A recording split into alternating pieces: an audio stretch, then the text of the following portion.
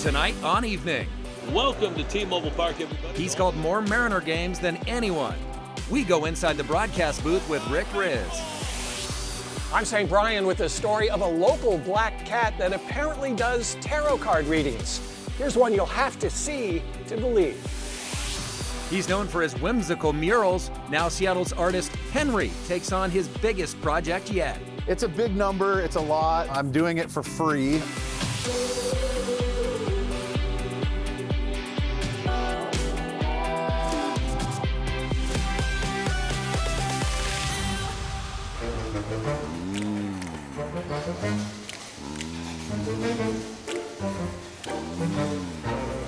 Ring. No, really, did you guys ring? Because I felt a buzz. Oh, it's showtime. Hi, everybody. Welcome to Evening. I'm Chris Cashman, or am I Lurch? Transformed by my friends here at Evergreen Goodwill, which just so happens to be the largest Goodwill in the world, the perfect resource this time of the year as we enter spooky season. Maybe the scariest part about Halloween. In America, we're expected to spend more than $12 billion, and way too much of that stuff ends up in the landfill. So save money, save time, save the planet, and thrift for Halloween.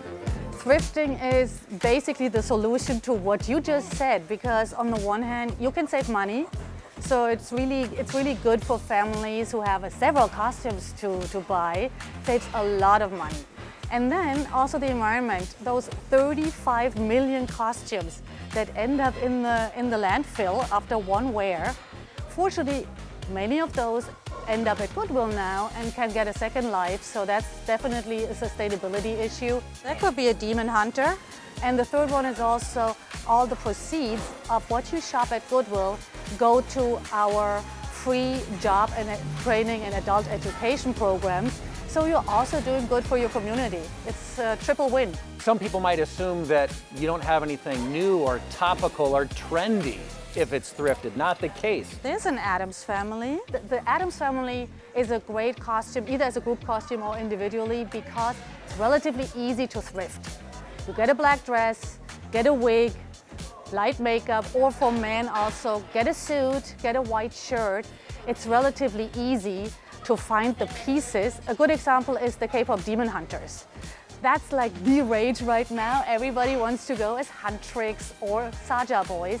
Wicked, of course, is an elaborate costume with like very tailored pieces. So we do get gowns, and everybody here will be happy to help you too.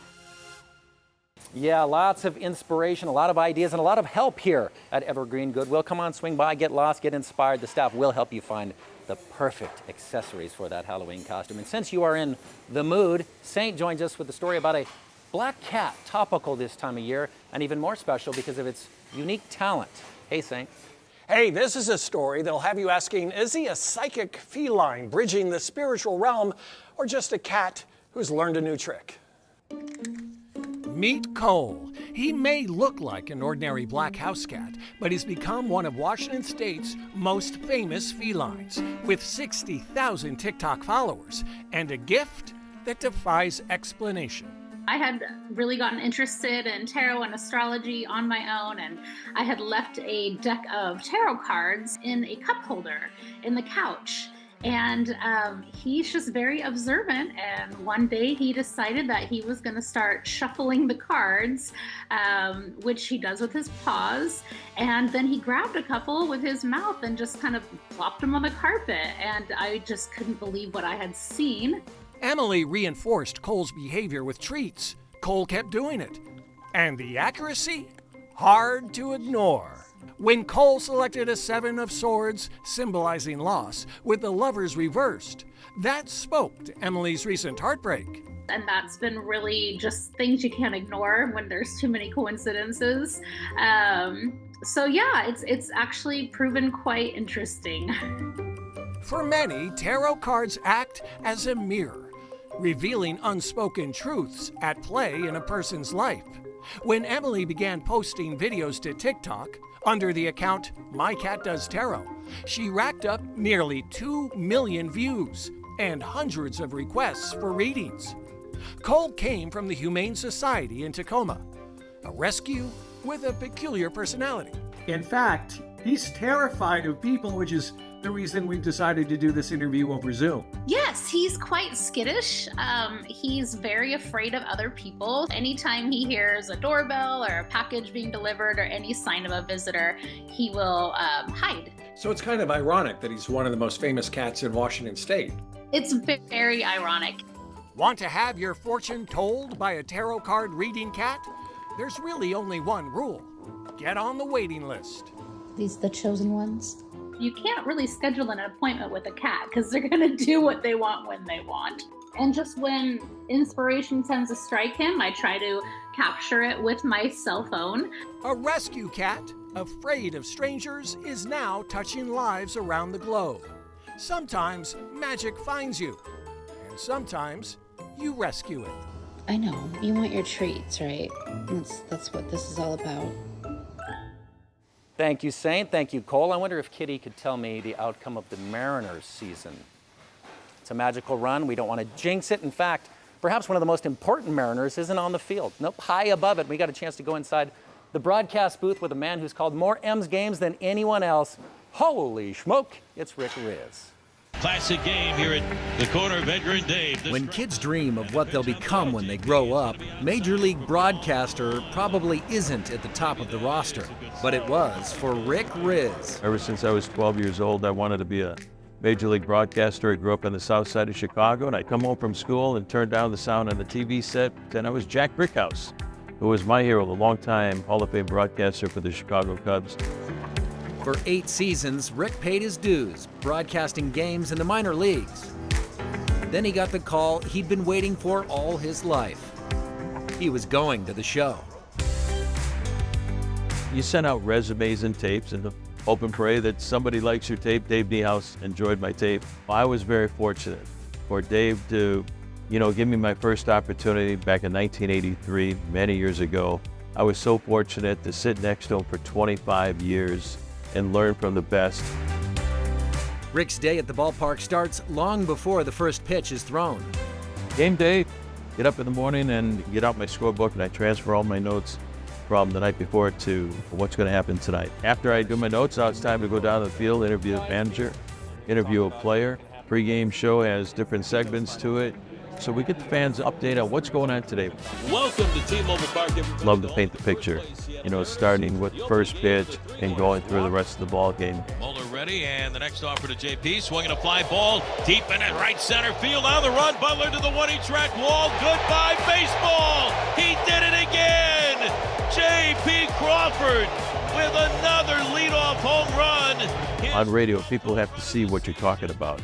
So if I get too wordy, it might be too convoluted. To keep it simple, ground ball is short, back at it by JP, long throw to first, in time, and he got him. Here's the send, and the 1-1 on the way to Julio, swinging a drive deep into center field.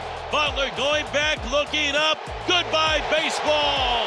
Into the pen, Julio Rodriguez with his 24th home run of the season. The game is still an outstanding game. The game has changed too, but our job is still the same, and that's to put the fan on the radio in the front row seat so they can see it in here, see it on their mind. And for Rick Riz, every game he calls is his own field of dreams. I get to do something that I did when I was a 12-year-old kid in my basement, and I'm so fortunate that the Mariners gave me that opportunity 41 years ago. I'm living my dream. Goodbye, baseball! Our thanks to Rick Riz and the Seattle Mariners. What an incredible season it has been, and I can't help but wonder what Cal Raleigh might do with this kind of a bat. Something special, I bet. Still to come on Evening. I'm a pie person through and through. Trust me, you're gonna want a slice of this dessert. I actually really love painting my Sasquatch character. It's my favorite thing to do. Up next, have you been seeing Sasquatches lately? Meet the man who's responsible for hundreds of them all over Washington. Wow! Local stories make a difference. That's good. With the power to enrich lives, strengthen communities, and make us smile. Evening is made possible by Primera Blue Cross. Primera Blue Cross, always in your corner. Evening's 33rd annual Best of Western Washington is sponsored by Aegis Living, where we treat you like family. Welcome back to Evening. I'm Chris Cashman. We are at Evergreen Goodwill, a great place to consider thrifting for Halloween this year. Save money, save the planet, so many resources right here. But it's not just spooky season, it's also voting season. That's right, it's time for the 33rd annual Best of Western Washington Viewers Polls. You tell us what you love. Here's how it works. Go to king5.com/best now or scan that QR code to vote and tell us who's best. Today is actually National Dessert Day. So here are some of our favorite sweeter categories: who makes the best cookie in Western Washington and whose donuts are the best. There are 45 categories in all, and each vote enters you to win a sweet prize, a luxurious Napa Valley Wine Country wellness getaway worth $7,000 from Aegis Living. Okay, now to give you a taste of what this is really all about, every now and again we get to do stories on your favorites, like the 2023 winner for Best Dessert. This cake business is truly a cottage industry. I'm a pie person through and through. That's what I want for my birthday every year. My dad made the best homemade apple pie in the entire world.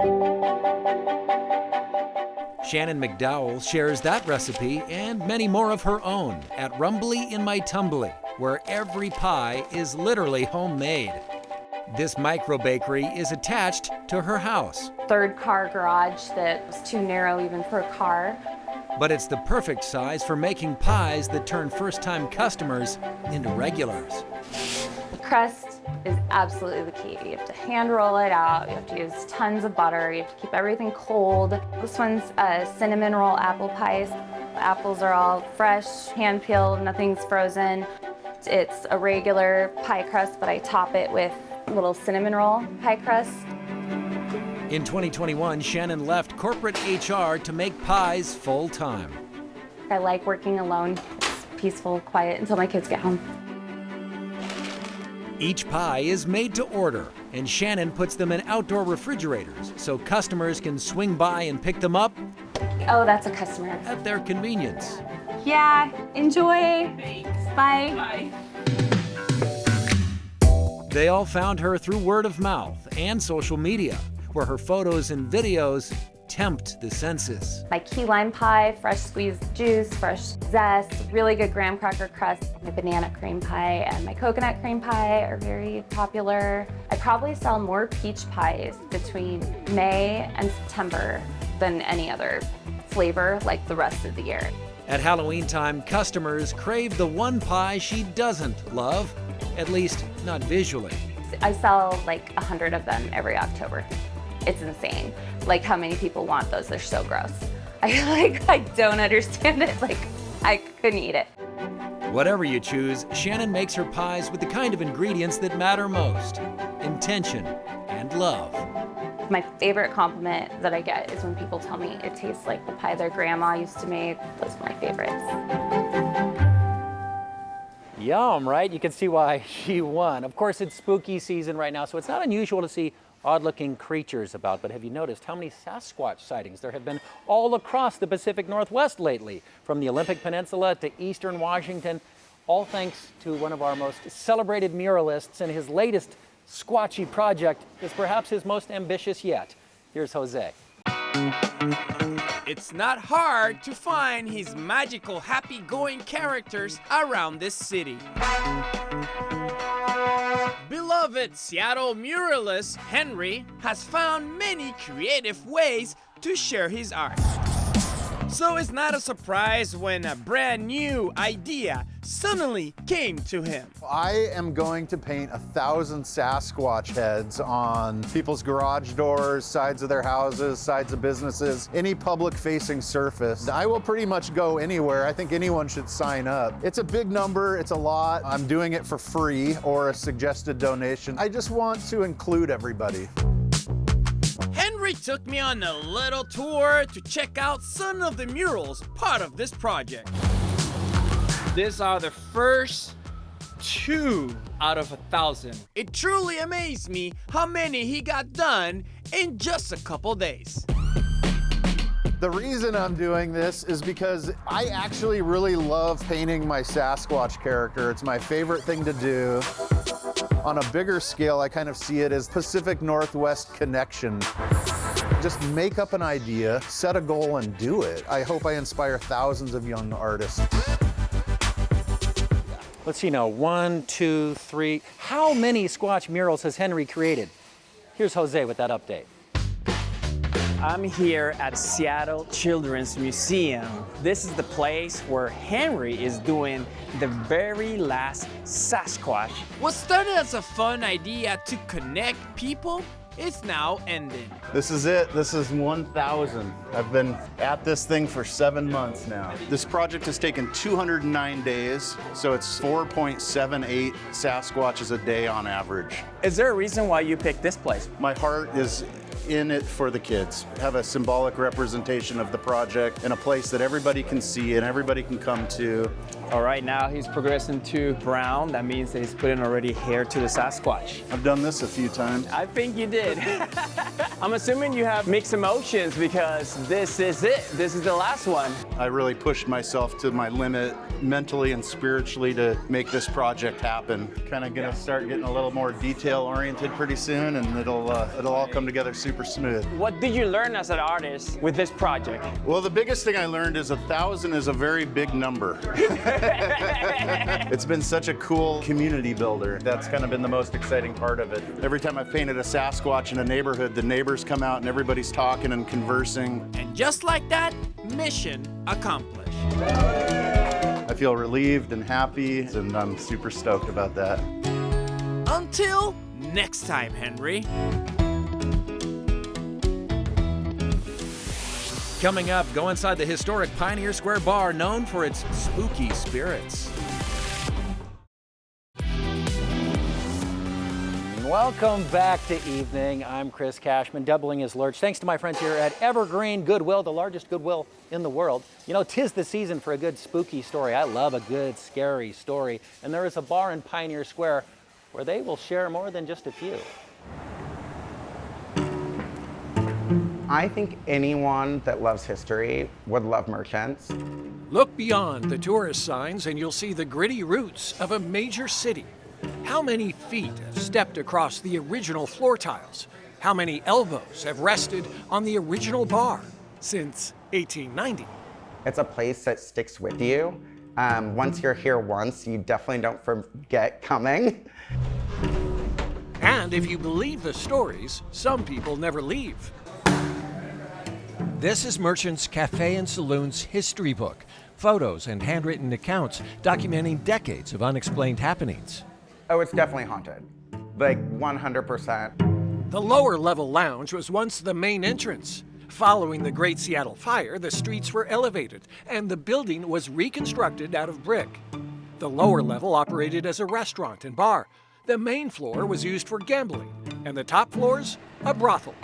How many people met their demise here can never be fully known, but the lower lounge is said to be occupied by the spirits of 2 children who tragically died in the underground tunnels. This has like a padlock on it. I come down, unlock the door, and everything that I had left on the bar was knocked over. There's also a haunted portrait. When the owner took a photo of the old image, it double exposed and seemed to reveal objects in the background. But for all the ghostly tales, Merchants is also a place of unquestionable significance. The only photograph ever taken of Chief Seattle was taken upstairs. A building almost as old as Seattle itself, where history lives on through service and stories. I mean, that's what history is, right? It's remembering those dismal parts so that you don't repeat them, and celebrating the parts that are really great. Like, you have to do that too. If you're brave enough, you can join Michael in person for one of their haunted tours as he recounts the history and paranormal activity of Merchants Cafe and Saloon. Coming up, we have a final look at Goodwill's Halloween collection. The spooky possibilities are endless. Now in our 40th season, Evening shares local stories that make our communities shine. Thanks to support from Pemco Insurance. Pemco empowers the Northwest to prevent the preventable. Learn how at pemco.com. Welcome back to Evening. I'm Chris Cashman. My thanks to the folks here at the Evergreen Goodwill, this is the flagship, the largest Goodwill in the world. We've been popping tags in honor of Halloween. Record spending in America expected this year, $12 billion. You don't need to be a part of that statistic. Come thrift for Halloween here at the flagship or any Goodwill. Thanks so much for hanging out with us. We'll see you next time. By the way, what's that behind you?